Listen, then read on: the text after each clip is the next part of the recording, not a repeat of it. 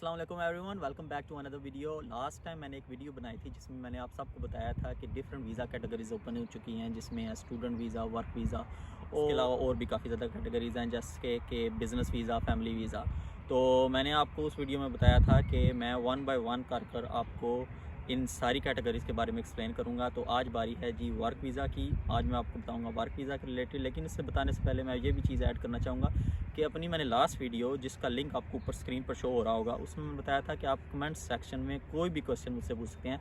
तो most common जो question आए थे वो ये थे कि वर्क वीज़ा का प्रोसेस क्या है और इसकी कॉस्ट क्या है। तो अभी मैं स्टेप बाय स्टेप आपको सारा एक्सप्लेन करूंगा। तो उसके बाद आपका जो भी क्वेश्चन हुआ आप दोबारा मुझे कमेंट सेक्शन में पूछ सकते हैं। मैं गाइडेंस के लिए फॉलो कर रहा हूँ गवर्नमेंट की वेबसाइट है, इसका लिंक मैं डिस्क्रिप्शन में दे दूंगा वीडियो के, तो आप वहाँ से देख सकते हैं। तो इस वीज़ा की कैटेगरी का नाम है skilled work visa, skilled worker visa भी आप कह सकते हैं। ये कैटेगरी पहले टीयर 2 के नाम से मशहूर थी, पर वो कैटेगरी अब बंद हो गई है क्योंकि उसमें ज़रा जो हैं रूल्स एंड रेगुलेशंस कह लें, रिस्ट्रिक्शंस काफ़ी ज़्यादा थी, तो अभी ज़रा उन्होंने रिलैक्स किया है।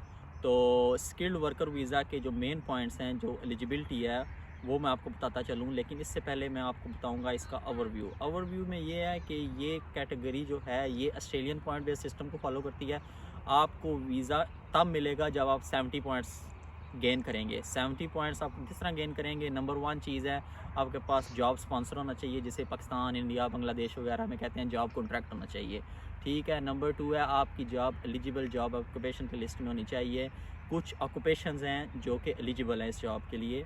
तो इस पॉइंट पर आकर ये कैटेगरी काफ़ी ज़्यादा रिलैक्स हुई है, क्योंकि पहले ये था कि RQF लेवल 6 जो यूके का है, वो मास्टर डिग्री जिन्होंने की हुई थी वो इस वीज़ा के लिए एलिजिबल थे, लेकिन उन्होंने इसे रिड्यूस करके RQF लेवल 3 पे कर दिया है।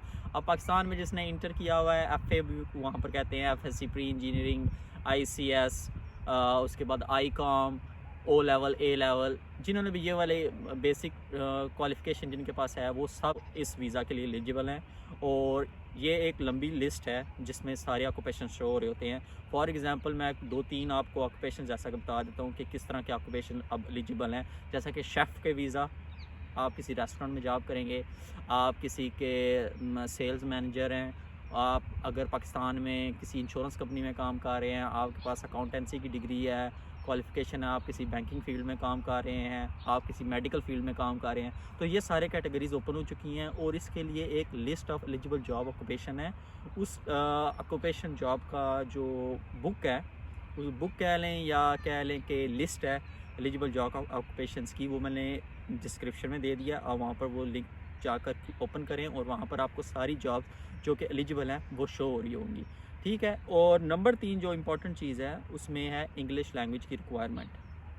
ये भी बहुत इंपॉर्टेंट चीज़ है इस वीज़ा के लिए। और मैं बात कर रहा था कि 70 पॉइंट्स आपने गेन करने हैं। 70 पॉइंट आप किस तरह गेन करेंगे? वो इस तरह गेन करेंगे कि आपके पास जॉब कॉन्ट्रैक्ट होना चाहिए, इसके 20 पॉइंट्स हैं। उसके बाद नंबर 2 आपकी जॉब एलिजिबल ऑक्यूपेशन लिस्ट में होना चाहिए, इसके भी 20 पॉइंट्स हैं। 20 और 20 40 हो गए। और आपके पास इंग्लिश लैंग्वेज सर्टिफिकेट होना चाहिए, IELTS मिनिमम 5.5 to 6 बैंड्स, इसके 10 पॉइंट्स होंगे। तो ये हो गया आपके 50 पॉइंट्स। उसके बाद लास्ट जो रिक्वायरमेंट है वो आपकी सैलरी, आपका जो एम्प्लॉयर है आपको कितनी सैलरी ऑफ़र कर रहा है। तो अगर अभी उन्होंने आई थिंक रिक्वायरमेंट सेट की है 25,600 पर ईयर। अगर आपको कोई भी एम्प्लॉयर ये सैलरी ऑफ़र कर रहा है तो आपको 20 पॉइंट्स वहाँ से भी मिल जाएंगे। ये सैलरी की रिक्वायरमेंट इससे कम भी हो सकती है, आप पॉइंट ट्रेड भी कर सकते हैं, लेकिन वो ज़्यादा काफ़ी डिटेल है, वो मैं आपको इसके बारे में नेक्स्ट वीडियो में बताऊँगा। बहरहाल मेन चीज़ यही है कि आपको 70 पॉइंट्स की ज़रूरत है। 20 पॉइंट्स जॉब कॉन्ट्रैक्ट से मिलेंगे, 20 पॉइंट्स आपको एलिजिबल जॉब ऑक्यूपेशन से मिलेंगे, 10 पॉइंट्स आपको IELTS से मिलेंगे और 20 पॉइंट्स आपको सैलरी की रिक्वायरमेंट से मिलेंगे। ये हो गया इस पूरे वीज़ा का ओवरव्यू। और अब नेक्स्ट बात करते हैं इस वीज़ा की ड्यूरेशन की। आप कितना अर्सा के लिए यूके में आ सकते हैं इस वीज़ा पे? पहले ये था कि आपको या तो 3 साल का वीज़ा मिलता था, या आपको अगर आप टेम्परेरी वीज़ा तो 2 साल का वीज़ा मिलता था, या आपको बहुत अच्छी सैलरी एम्प्लॉयर ने ऑफ़र कर दिया तो आपको 5 साल का वीज़ा मिलता था। उसके बाद काफ़ी ज़्यादा रिस्ट्रिक्शंस थी, आप अगर वो रूल्स मेट नहीं थे करते तो आपको वापस अपनी कंट्री जाना पड़ता था। लेकिन अब ये हुआ है कि आप फर्स्ट टाइम में डायरेक्टली 5 साल का वीज़ा अप्लाई कर सकते हैं। 5 साल कंप्लीट होने के बाद भी आप जो है इसे एक्सटेंड करते रह सकते हैं। और अगर आप रिकॉर्ड सारा ठीक है तो आप 5 साल के बाद indefinite leave to remain in UK के लिए अप्लाई कर सकते हैं। उसके बाद 6 साल का टाइम पीरियड होता है, उसके बाद आप ब्रिटिश नेशनलिटी के लिए अप्लाई कर सकते हैं। तो ये तो सारी होगी ड्यूरेशन के वीज़े की बात। और नेक्स्ट पॉइंट इसमें ये है कि आप जब वीज़ा अप्लाई करते हैं तो आपको कितने अरसे में वीज़ा मिल जाता है। अभी मैं इधर इसी वेबसाइट पे पढ़ रहा था कि अगर आप आउटसाइड द यूके अप्लाई करें तो आपको ये वीज़ा 3 वीक्स में मिल जाता है। इसका 3 वीक्स प्रोसेसिंग टाइम है। और इनसाइड द यूके अगर फ़र्ज़ करें आप यूके में एज अ स्टूडेंट वीज़ा पर हैं और आप स्विच करते हैं तो ये डिसीजन आपको 8 वीक्स में मिल जाता है। तो ये होगी इसके डिसीजन का टाइम ड्यूरेशन। अब बात करते हैं इसकी वीज़ा फ़ी की, इसकी कॉस्ट कितनी है। अच्छा, कुछ मेरे दोस्त हैं वो मुझसे पूछ रहे थे कि इसकी वीज़ा कॉस्ट बताओ कितने का मिलता है, हम कितने में ख़रीद सकते हैं। ऐसा नहीं है जिस तरह सऊदी अरेबिया में होता है, दुबई में होता है कि आपको कंपनी का वीज़ा वो सेल कर रही होती है और आप ख़रीदते हैं एजेंट्स को पैसे देकर। ऐसा बिल्कुल नहीं होता। आपको प्रॉपर जॉब सर्च करनी होती है। आप जब जॉब सर्च करते हो, सेम इस तरह जिस तरह पाकिस्तान में आप जॉब के लिए अप्लाई करते हो, सेम इस तरह आप यूके में भी अप्लाई करोगे। जब आप अप्लाई करोगे तो उसके बाद आपको ऑफ़र मिल जाएगी और आप अप्लाई कर दोगे तो उसकी वीज़ा फ़ीस होती है। 2 चीज़ें यहाँ पर काउंट होती हैं, एक वीज़ा फ़ीस और एक immigration health surcharge. Immigration health surcharge वो जो आप हॉस्पिटल की फैसिलिटीज़ यूज़ करेंगे तो वो उसके लिए आपको वो चार्ज करते हैं, डिपेंड करता है वो ड्यूरेशन पे।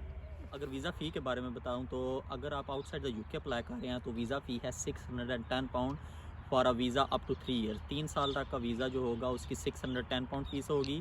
और अगर 3 साल से ज़्यादा का वीज़ा है आउटसाइड द यूके अप्लाई करें तो उसकी £1220 फ़ीस होगी। और अगर फ़र्ज़ करें आपका वीज़ा 2 साल का है, आप फिर भी £610 फ़ीस देंगे आउटसाइड द यूके। और उसके अलावा आप इमिग्रेशन हेल्थ सरचार्ज देंगे, वो है £624 ईच ईयर। ठीक है, 1 साल का। तो अगर 2 साल का तो 1200 समथिंग होगा, वो होगा आपका इमिग्रेशन हेल्थ सरचार्ज। ये वीज़ा एप्लीकेशन फ़ीस से अलग है। और आपका होगा £610 आपकी वीज़ा फ़ी होगी। और इसी तरह अगर आप इनसाइड द यूके अप्लाई कर रहे हैं तो इसकी फ़ीस £720 है। और उसके अलावा बड़ा ही कॉमन क्वेश्चन है जो कि पूछा जाता है कि बैंक स्टेटमेंट कितनी रिक्वायर है। अगर हम पाकिस्तान से वीज़ा अप्लाई कर रहे हैं, इंडिया, बांग्लादेश और इस तरह की कंट्री से अप्लाई कर रहे हैं और हमने अगर वर्क वीज़ा अप्लाई करना है तो हमें कितनी जो है बैंक स्टेटमेंट चाहिए पाकिस्तान के अंदर। तो इस जॉब वीज़ा में ये होता है, स्किल्ड वर्कर वीज़ा में ये होता है कि आपको अगर तो आपका स्पॉन्सर कह दे कि जब ये आएगा यूके में तो मैं फर्स्ट मंथ के लिए इसके सारे मेंटेनेंस और सारे खर्चा जो है मैं बर्दाश्त करूँगा, तो फिर तो रिक्वायरमेंट बिल्कुल नहीं है, आपको बैंक स्टेटमेंट की ज़रूरत ही नहीं पड़ती। ठीक है, ये तो होगी बात क्लियर। लेकिन अगर आपका जो जॉब कॉन्ट्रैक्ट है उसमें लिखा हो कि हम इससे सपोर्ट नहीं करेंगे लाइक फर्स्ट मंथ में, तो फिर आपको बैंक स्टेटमेंट चाहिए £1270 की। वो तकरीबन बनते हैं पाकिस्तानी 3-3.5 लाख रुपया। तो पाउंड का रेट क्योंकि आजकल इसी तरह आई थिंक £200 1 पाउंड ₹200 का हुआ है, तो उस हिसाब से 3-3.5 लाख रुपया बनता है। उम्मीद है आपको जो इन्फॉर्मेशन चाहिए होगी वो मिल गई होगी। और इसके अलावा भी अगर आपको कोई भी क्वेश्चन हुआ तो मुझे ज़रूर पूछिएगा और मैं अब रेगुलरली वीडियोज़ बनाया करूँगा। मैं साथ साथ हर एक चीज़ का बताता रहूँगा। इसके बाद आई थिंक बस इतना ही है। उम्मीद है आप बोर नहीं हो रहे होंगे, तो हमारी वीडियो को लाइक करते रहिएगा। व्लॉग्स भी हम बनाना शुरू करेंगे बहुत जल्द दोबारा से, क्योंकि ये भी लॉकडाउन चल रहा है तो आजकल ज़रा व्लॉग्स नहीं बन पा रहे, डेली व्लॉग्स। तो उम्मीद है आज की आपको वीडियो पसंद आई होगी। तो चलें देखते हैं और आपके कौन से क्वेश्चंस आएंगे और उसके बाद आपके लिए बनाएंगे एक और वीडियो। अल्लाह हाफिज़।